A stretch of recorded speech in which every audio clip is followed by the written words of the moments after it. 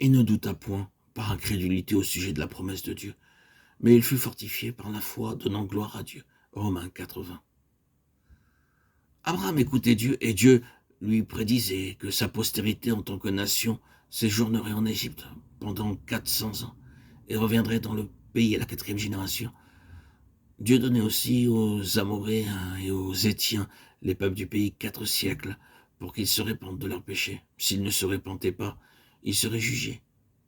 Lévitique 18, 23 à 25 est la description de la souillure du pays lorsque les enfants d'Israël revinrent du pays d'Égypte. Dieu avait attendu 4 siècles pour que ces nations se répandent. Mais puisqu'elles ne se répendirent pas, Dieu dut les juger. Dieu ordonna aux enfants d'Israël de dévouer par interdit toutes les villes et leurs habitants. Le Seigneur Jésus-Christ a établi aujourd'hui une alliance avec nous par son propre sang, et par cette alliance, nous possédons son héritage. De même, nous serons utilisés par lui pour juger d'autres puissances. 1 Corinthiens 6, 2, 3.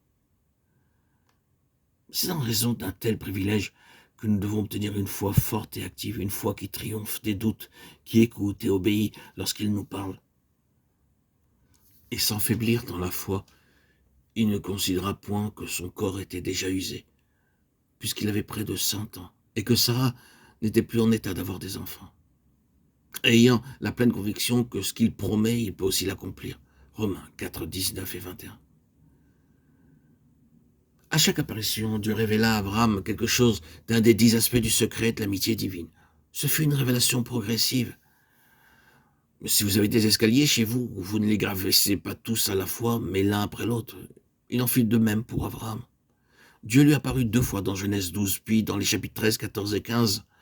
Le chapitre 17 relate la 6e apparition, lorsqu'Abraham était âgé de 99 ans et qu'il n'est plus possible à un homme d'avoir un fils. Lui et sa femme étaient devenus comme des arbres secs. En ce temps, il dut croire que, malgré leur vieillesse, Dieu pouvait accomplir sa promesse. Romains 4, 19 à 24.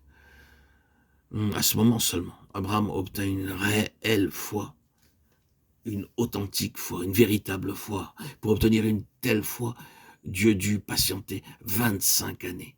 Lorsque Dieu lui apparut pour la première fois, il avait la foi, mais pas une foi forte, établie. Hébreux 11, 8. Il obéit à Dieu et quitta immédiatement son pays, sa patrie, sa famille, pour aller dans un pays nouveau et étranger. Bien que cela nécessita beaucoup de sacrifices et de foi pour obéir ainsi, Dieu n'était pas satisfait. Pas à pas, il préparait Abraham pour l'acquisition d'une foi plus forte, jusqu'à ce que lui et sa femme soient devenus trop vieux pour porter des enfants. Ils ne purent pas avoir d'enfants jusqu'à ce que Dieu mette en eux une vie nouvelle. Une vie nouvelle. Une résurrection. Ce fut là le grand secret de la foi par lequel ils comprirent quelque chose de la puissance de la résurrection. Eux qui étaient des bois morts, secs, sont devenus des arbres féconds. Par cette même puissance de résurrection, nous pouvons nous aussi vaincre toutes nos tentations.